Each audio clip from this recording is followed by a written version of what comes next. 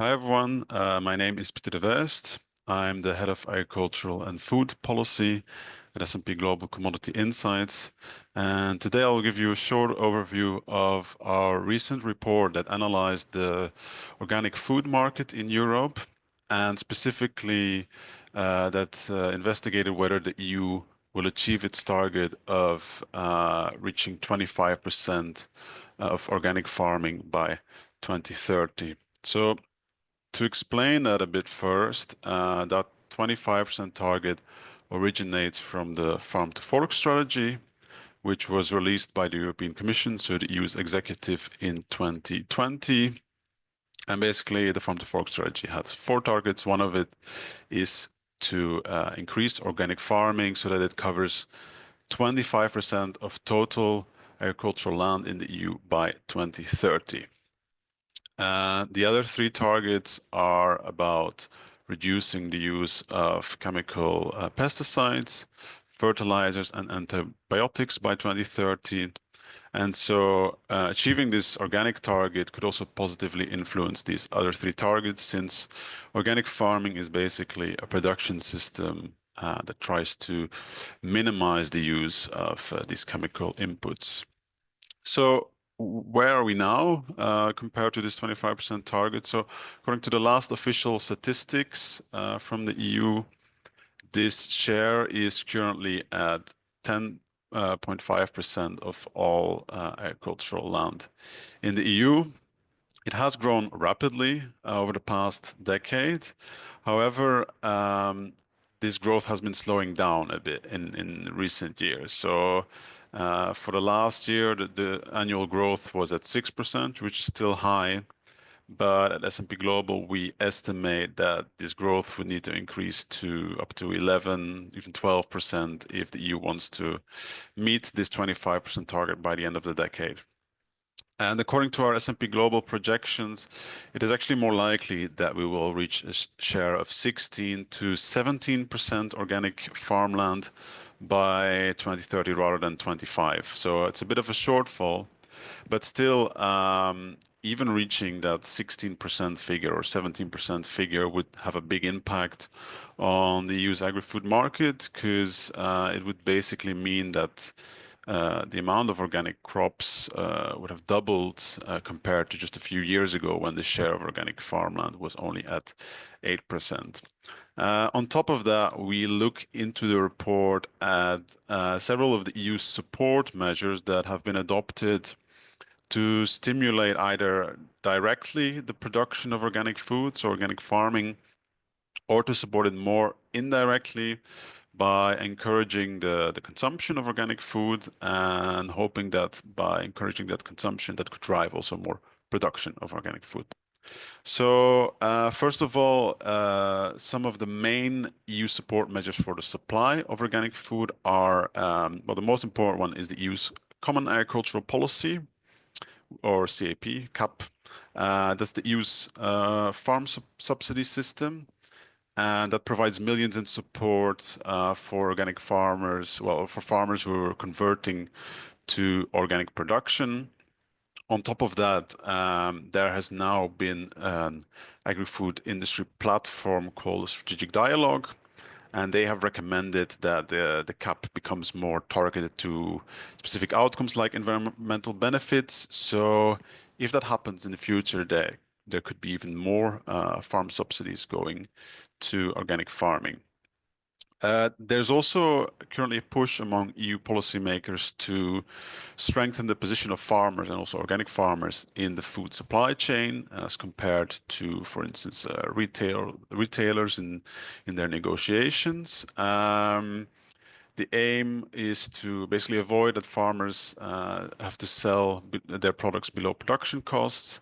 And if there's if there's EU legislation coming to actually reinforce this position of farmers, that could make it more attractive also for organic farmers to produce organic produce. A third supply measure that we cover in the report are the EU's recently updated organic rules that basically regulate the whole organic production system in the EU. One novelty from these new rules are there's a group certification system that would basically allow small farmers to get organic certified in groups with the aim of basically reducing their administrative costs. However, we've seen that in practice, this system is not being fully used yet, and organic farmers in Europe still face quite bureaucracy and administrative burdens to get organic certified. A last measure that is influencing supply, and that's worth mentioning, is the EU's proposal for new rules to facilitate the use of new gene editing techniques in plants. So the good thing here is that for the organic farming industry, their wish of excluding these new GMO methods from their production that has been respected by the European Commission in the proposal. However, the organic industry still fears that if this legislation is adopted and these new GM methods are implemented more in practice, then it could contaminate some of their some organic crops, and that could basically threaten their production methods or their whole production model, really. So there's a big concern around that legislation for organic supply.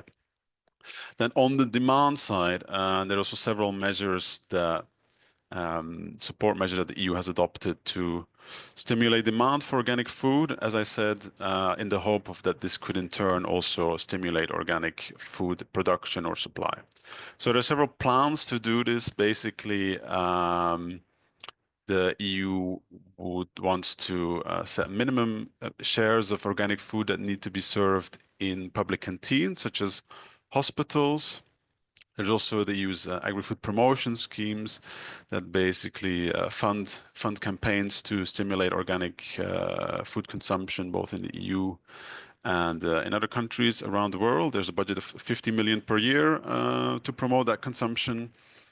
And the EU is also trying to raise awareness of its organic logo, which is a white leaf with a green background, and also to kind of set it apart from other sort of sustainability terms like regenerative agriculture, which are getting a bit more hype these days. But despite all those support measures from the EU, there's also some structural challenges that organic food production face in the EU and in general.